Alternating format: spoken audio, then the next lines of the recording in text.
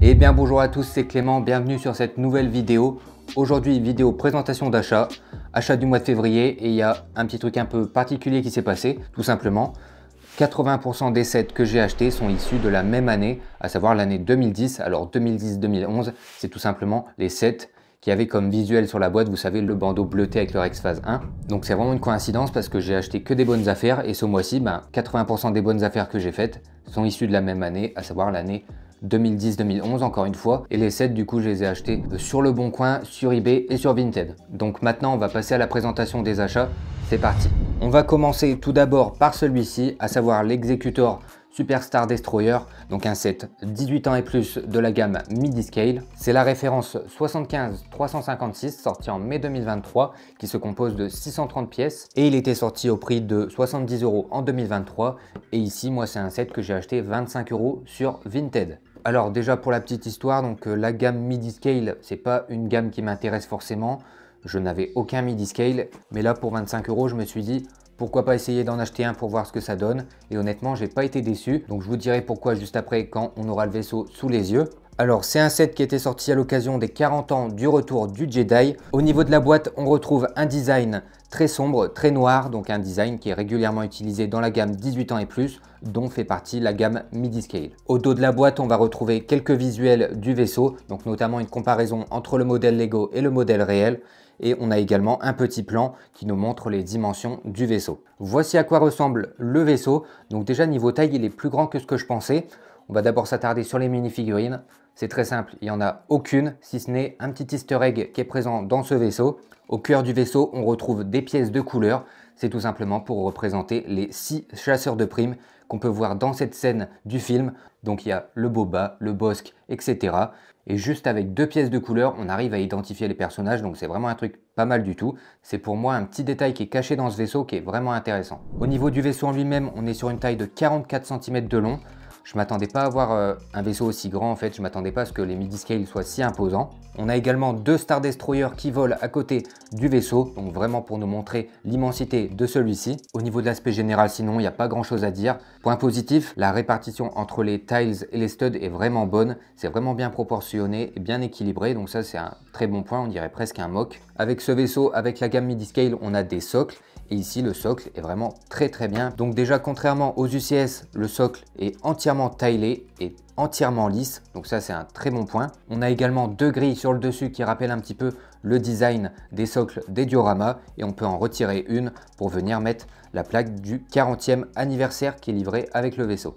Donc pour conclure, je dirais que c'est un très bon vaisseau. Esthétiquement, etc., il est très bon. Le prix était peut-être un peu cher. Voilà, c'est un très bon set. Par contre, niveau jouabilité, c'est 0. Pour la collection, pareil, c'est 0 parce qu'il n'y a pas de figurines, il n'y a pas de pièces uniques avec des stickers par exemple. Donc c'est vraiment que pour exposer. Donc c'est un set qui ne va pas être destiné à tout le monde. On arrive maintenant au fameux set des années 2010 et on commence par un set plutôt intéressant, à savoir la navette de l'empereur Palpatine. Donc très bon set de l'année 2010. C'est un set qui a tendance à être mis un peu de côté, alors que pourtant c'est un très bon set, on va voir ça. Alors déjà c'est la référence 80-96, c'est un set qui se compose de 592 pièces et de 4 mini-figurines et qui était vendu au prix de 70 € en 2010. Et pour ceux qui se demanderaient, c'est une navette qu'on peut apercevoir à la fin de l'épisode 3, la revanche des Sith. Au niveau du design de la boîte, je trouve que ça rend très bien. On a déjà un très beau visuel de la navette sur Mustafar. Je trouve qu'il y a un très beau contraste aussi au niveau de la boîte qui a les bords bleus, le bandeau au-dessus qui est bleu également et le milieu qui va être plutôt rouge avec la navette. Je trouve que ça fait un contraste qui est vraiment intéressant. Et sinon, au dos de la boîte, on peut déjà voir toutes les fonctionnalités de la navette. Et à gauche, on peut également voir les sets qui étaient vendus en même temps que celui-ci en 2010. Donc voilà au niveau du design de la boîte. Donc ça rend un petit peu nostalgique, c'est des années que j'aurais bien voulu connaître. C'est assez mythique ces designs de boîte. Entre les années 2009 à 2013-2014, c'est vraiment mythique. Donc franchement, ça rend un petit peu nostalgique. Voilà la navette, mais avant de passer à la navette, on va déjà s'intéresser aux 4 figurines qui sont présentes dans le set. On va d'abord commencer par la figurine la plus intéressante du set, c'est tout simplement le Anakin blessé. Donc une version similaire à celle qu'on peut retrouver dans la transformation de Dark Vador. Mais celle-ci, je trouve qu'elle est nettement mieux, notamment au niveau des tampographies sur le visage qui font beaucoup plus propre. beaucoup plus réaliste pour une figurine Lego. Et donc la figurine est plus agréable à l'œil, plus agréable à regarder. La figurine est accompagnée d'un casque de Dark Vador pour une fonctionnalité présente à l'intérieur de la navette, mais on verra ça après. On continue avec le Palpatine. Alors normalement dans le set c'est un Palpatine avec la tête grise. Ici c'était pas le bon qu'il y avait. C'est un Palpatine vraiment classique. Mais de toute façon même le Palpatine avec la tête grise reste une figurine commune assez classique. Donc c'est pas forcément intéressant. Mais bien évidemment c'est une figurine qui est absolument nécessaire à ce set. On continue avec une autre figurine exclusive, à savoir un clone pilote. Particularité de celui-ci, pourquoi il est exclusif? C'est tout simplement parce que sa tête est tampographiée. C'est quelque chose qui n'a jamais été refait sur des clones pilotes de mémoire, donc c'est une figurine qui est plutôt intéressante à avoir. Hormis ça, on retrouve un torse qui est plutôt beau, qui est bien détaillé, que ce soit à l'avant ou à l'arrière. On continue avec la dernière figurine, à savoir le 2-1B Medical Droid. Donc c'est une figurine vraiment intéressante, qui est peu commune. Malheureusement, celle-ci a une différence de couleur au niveau des bras et des jambes comparé au torse, ce qui est un petit peu dérangeant esthétiquement. Hormis ça, la figurine a une très belle pièce, donc une pièce qui sert à la fois de torse et de tête, donc qui est vraiment sympa, qui est bien détaillée, etc. Donc ça reste une belle figurine. Au niveau du vaisseau, le rendu est vraiment pas mal, mais je trouve qu'il y a certains endroits qui sont négligés, notamment ici au niveau des ailes. Pourquoi il y a une ouverture aussi grande? Je sais pas trop, alors c'est pour la fonctionnalité bien évidemment, mais ça rend pas forcément très bien esthétiquement. Point qui est un petit peu négligé aussi, c'est au niveau de l'arrière, surtout l'arrière qui est vraiment, en fait, qui est pas fini du tout. On a différentes pièces techniques qui sont apparentes, etc. Ça rend pas très bien. Donc voilà, vraiment c'est certains endroits comme ça qui sont négligés. Également sur la crête, sur le dessus du vaisseau, on n'a pas le droit à une symétrie, ce qui fait qu'il y a un côté qui rend moins bien que l'autre. Hormis ça, au niveau des proportions, le vaisseau est vraiment pas mal. Il y a également une bonne répartition entre les studs et les tiles sur la partie principale, mais par contre sur les ailes, là, pas du tout. Maintenant, au niveau des fonctionnalités, donc c'est un petit vaisseau, mais il y en a quand même pas mal. Alors déjà, bien évidemment, le cockpit qui peut s'ouvrir, mais également qui peut complètement se retirer du vaisseau. On a également les ailes qui peuvent s'ouvrir pour faire le mode vol. On a les trains d'atterrissage sur le dessous qui peuvent se déployer. On a également une mitraillette à l'arrière qui peut se tourner dans toutes les directions. On a également à différents endroits des parties qui peuvent se déclipser pour tout simplement venir accéder à l'intérieur du vaisseau. Une fois qu'on arrive à l'intérieur du vaisseau, il n'y a pas grand chose. Il y a juste une fonctionnalité qui est vraiment cool. Je vous la montre tout de suite. Il suffit de prendre le Anakin. On vient l'installer ici sur le support. On met la tête de Dark Vador juste ici entre les pièces en caoutchouc et on vient pousser le casque. Le casque se met sur la tête et le Dark Vador se relève. Donc c'est la même fonctionnalité que dans la transformation de Dark Vador et je trouve ça assez sympa de l'avoir remise à l'intérieur de ce vaisseau. Et on a également juste devant le Dark Vador donc deux emplacements pour les sabres. Voilà pour ce vaisseau qui reste une belle pièce à avoir dans sa collection. Et c'est vrai que je vous ai pas dit, mais le vaisseau je l'ai acheté à 42 €, donc ce qui est un plutôt bon prix. Aujourd'hui la cote est plutôt autour des 60-65 €. On continue avec encore une fois un très bon set que j'avais hâte de recevoir quand je l'ai acheté. Tout simplement le Slave One 8097 sorti en 2010. Ici on est sur un set de 573 pièces de 4 figurines qui était vendu au prix de 90 €. Alors au niveau du décor derrière le vaisseau, je dirais que c'est Camino peut-être, je ne sais pas exactement. Ça y ressemble en tout cas. On a également ici une petite mise en scène où Bossk et Boba rentrent tout simplement Han Solo dans le vaisseau. Et au niveau de l'arrière de la boîte, on a bien évidemment encore une fois des visuels des sets qui étaient vendus la même année et ensuite une représentation d'un petit peu toutes les fonctionnalités qu'il y a dans ce vaisseau. Donc encore une fois un très beau design qui rend un petit peu nostalgique. Comparé à l'exécuteur que je vous ai présenté en début de vidéo, c'est sûr que je préfère avoir une boîte comme ça avec plein de détails, etc. Mais bon, malheureusement, ça a changé. Voilà le vaisseau, donc les Slave One, c'est toujours des valeurs sûres. Alors celui-ci est très ressemblant à ceux qui ont déjà été faits, globalement c'est tous les mêmes. Petite spécificité quand même, c'est que celui-ci est beaucoup moins arrondi que les autres. Je compare à la version de 2019 que je possède. Ici on voit c'est plus plat, c'est pareil sur le dessus, c'est assez plat alors que normalement le vaisseau est censé être plutôt arrondi. C'est un petit détail qui n'est pas gênant, mais voilà, qu'il faut quand même préciser. Également au niveau des ailes, je trouve qu'ils ne sont pas forcément très belles. Il y a certaines pièces qui je trouve sont inappropriées, comme les bras de droïde, honnêtement je sais pas trop ce qu'ils font ici, mais je trouve qu'ils sont un petit peu inutiles, je trouve que justement ils viennent un petit peu gâcher le design des ailes, mais bon après ça c'est mon avis. Hormis ça, donc le vaisseau a également pas mal de stickers quand même ici. La palette, alors moi j'ai acheté ce vaisseau sur il me semble que c'était sur Vinted, je l'ai acheté à 35 €, donc c'est un très bon prix. Et la palette de stickers c'était neuve, donc vu que c'est un set qui commence à avoir de la valeur, etc., j'ai préféré les garder neufs. Donc c'est pour une question, on va dire, de conservation du set. J'ai pas envie qu'il s'abîme, c'est un set qui va être de plus en plus rare. Donc voilà, j'ai eu l'occasion de les avoir neufs, donc je vais les garder neufs. Sinon, niveau fonctionnalité, c'est un vaisseau qui a beaucoup de fonctionnalités. On a déjà le cockpit qui est rotatif, donc quand on redresse le vaisseau, l'intérieur avec le siège se redresse aussi. En plus de ça, on a différentes parties qui peuvent venir s'ouvrir, notamment ici sur le dessus pour avoir un canon donc qui peut tirer plusieurs missiles. Sur les côtés, juste ici pareil, on a des missiles cachés.